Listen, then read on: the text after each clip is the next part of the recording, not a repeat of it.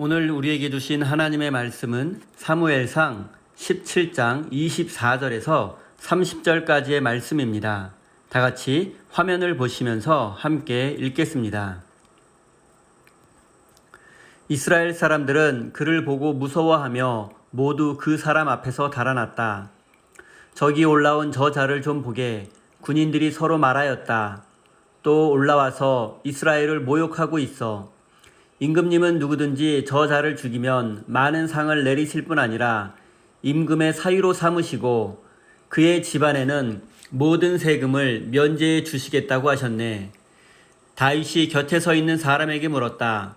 저 블레셋 사람을 죽이고 이스라엘이 받는 치욕을 씻어내는 사람에게는 어떻게 해준다고요? 저 할례도 받지 않은 블레셋 녀석이 무엇이기에 살아계시는 하나님을 섬기는 군인들을 이렇게 모욕하는 것입니까? 군인들은 앞에서 말한 내용과 같이 저자를 죽이는 사람에게는 이러이러한 상이 내릴 것이라고 대답해 주었다.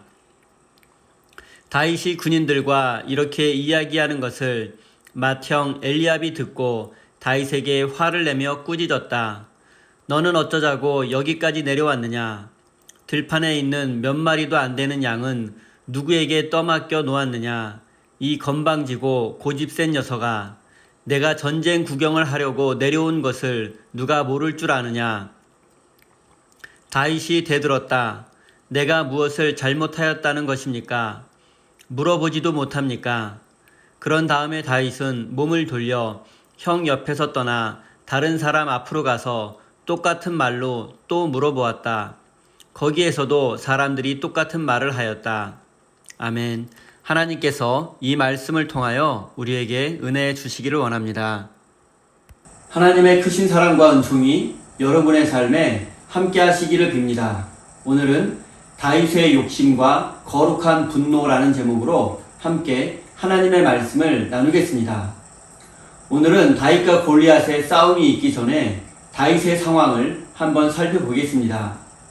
사무엘서 기자는 오늘 본문 말씀을 시작하면서 다윗은 이새의 아들이며 8명의 아들 중에 막내라고 소개하고 있습니다. 그리고 첫째 아들부터 셋째 아들은 모두 블레셋과의 전쟁터에 나가 있다고 설명하고 있습니다. 고대 근동 지역의 나라들은 일반적으로 상비군 제도, 즉 직업 군인 제도가 있었습니다. 하지만 이들만으로는 다른 나라와 전쟁을 치를 수는 없었습니다. 그래서 대부분의 나라들은 전쟁을 앞두고서 대규모로 군사들을 징집하게 되었습니다. 평소에는 농사와 목축 일을 하던 백성들이 전쟁이 발발하게 되면 군인으로 참전하게 되는 것입니다. 그리고 전쟁에 참전하는 것은 명예로운 일로 여겨졌으며 가족 중에서 뛰어난 아들들이 참전하는 것이 보통이었습니다. 왜냐하면 전쟁에서 공을 세운다면 중앙정부의 관직으로 나아갈 수 있는 길이 열리게 되고 성공과 출세의 기회를 얻을 수 있기 때문입니다. 고대 세계에서 일반 백성이 신분 상승의 기회를 얻을 수 있는 가장 확실한 길은 바로 전쟁에서 큰 공을 세우는 것이었습니다.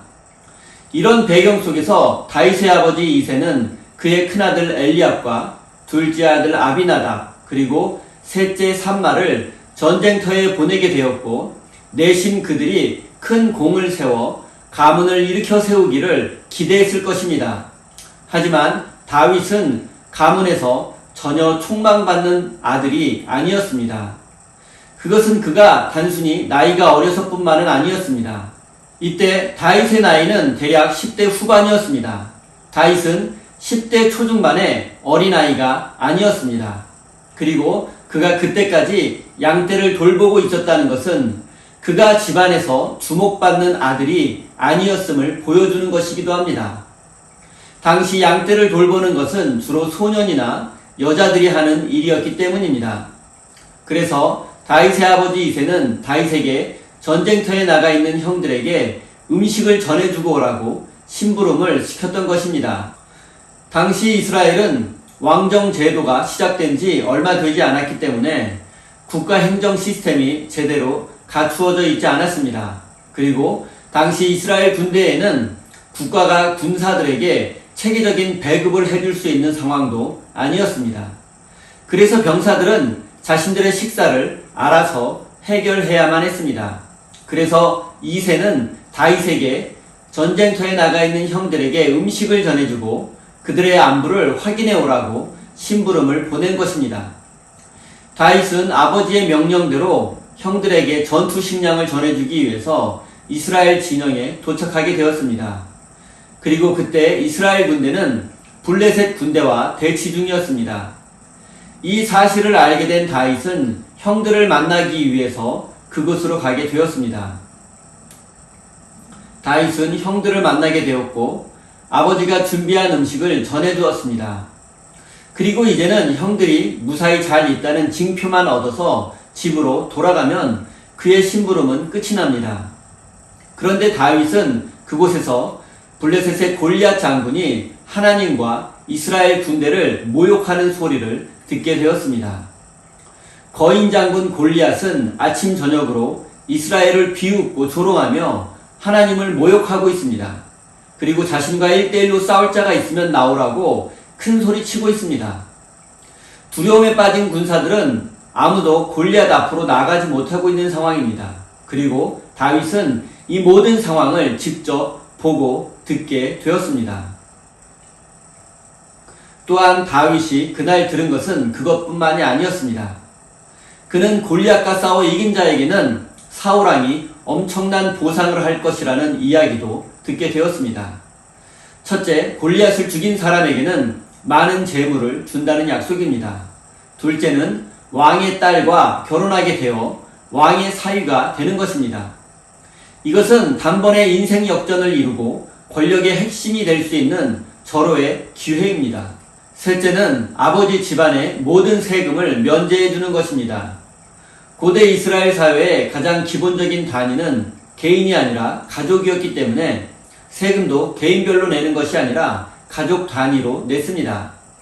이런 보상은 베들레헴 시골 출신이며 가족 중에서도 인정받지 못하는 막내 아들 다윗에게는 위험하지만 솔깃한 제안이었을 것입니다. 그러나 다윗의 1차적인 관심은 사울이 제안한 포상이 아니었습니다. 그의 관심과 마음은 하나님의 이름이 모욕당하고 있는 것에 있었고 그것을 견딜 수 없었습니다. 그럼에도 불구하고 다윗이 물질적인 보상에 전혀 관심이 없었던 것은 아닌 것으로 보입니다. 왜냐하면 그가 이미 왕의 보상에 대해서 알고 있음에도 다시 한번 그 보상의 내용을 구체적으로 확인했기 때문입니다. 이것은 다윗이 영적인 사람이지만 동시에 세속적인 보상과 출세에도 관심이 있었다는 것을 보여주는 것이기도 합니다. 그리고 큰형 엘리압은 막내 동생 다윗이 집으로 돌아가지 않고 진영에 남아서 사람들과 왕의 포상금과 골리앗에 대해 떠들고 있다는 사실을 알게 되었습니다. 그래서 그는 동생을 불러서 크게 꾸짖었습니다. 전쟁 구경이나 하는 건방지고 고집센 녀석이라고 야단치고 빨리 집으로 돌아가서 양떼를 돌보라고 했습니다. 옛날 성경에는 엘리압이 다윗에게 교만하고 마음이 완악한 사람이라고 비난했다고 번역했습니다. 직접 전쟁에 참전하고 있는 큰형 엘리압에게는 포상금과 골리앗에 대한 분노를 쏟아내는 막내 동생이 주제넘는 행동을 하고 있는 것으로 보였던 것 같습니다. 모든 이스라엘 군사들이 아침 저녁으로 비난과 조롱을 퍼붓는 골리앗이라는 현실 앞에서 분노하고 괴로워하고 있었습니다. 하나님에 대한 믿음과 민족에 대한 사랑이 없어서 가만히 있는 것이 아닙니다. 그런데 갓 도착한 어린 동생이 그 문제에 대해서 너무 쉽게 말하니 그것이 형의 눈에는 교만한 모습으로 비춰졌던 것입니다. 또한 다윗이 골리앗을 죽인 자에 대한 보상에 대해서 지나치게 관심을 갖고 있는 것을 보고 마음이 완악하다고 느끼게 된 것입니다. 어쩌면 큰형 엘리압은 막내 동생 다윗이 성공과 출세에 대한 야망이 있었는데 이제 그 본 모습을 드러낸 것이라고 생각했을지도 모릅니다. 다윗에 대한 엘리압의 평가는 어떤 면에서는 충분히 공감할 수 있습니다. 호기심 많은 막내 동생에 대한 큰형의 애정어린 충고라고 이해할 수도 있습니다. 하지만 결과적으로 사무엘서 기자는 다윗에 대한 엘리압의 평가가 잘못되었다고 생각하고 있습니다. 엘리압이 보기에 주제넘은 다윗의 자신감을 하나님께서는 믿음에 대한 표현이라고 보셨기 때문입니다. 또한 성공과 출세에 대한 욕심도 다른 관점에서 보면 하나님께서 주신 비전일 수도 있습니다. 어찌됐든 다윗이 큰형 엘리압의 비난에 마음의 상처를 입은 것은 사실입니다. 그리고 다윗의 하나님을 향한 믿음은 신실했지만 성공과 출세에 대한 유혹에서 완전히 자유로웠던 것은 아닙니다. 그것은 밧세바와의 불륜과 그것을 감추기 위해 우리아를 죽인 사건을 통해서 알 수 있습니다. 사랑하는 성도 여러분, 다윗은 하나님을 향한 신실한 믿음이 있었습니다. 그리고 그 믿음을 바탕으로 거룩한 분노를 하게 되었고, 하나님은 그런 다윗을 통해서 무적의 장군 골리앗을 쓰러뜨리셨습니다. 그리고 다윗은 이스라엘의 찬란한 별이 되었고 역사상 가장 존경받는 왕이 되었습니다. 하지만 그런 다윗도 하나님 앞에서 완전한 사람은 아니었습니다. 그에게도 평범한 사람들처럼 성공과 출세에 대한 욕심이 있었습니다. 그리고 그 마음을 골리앗을 물리치고 선한 일을 위해서 사용했을 때 그는 위대한 왕이 되었습니다.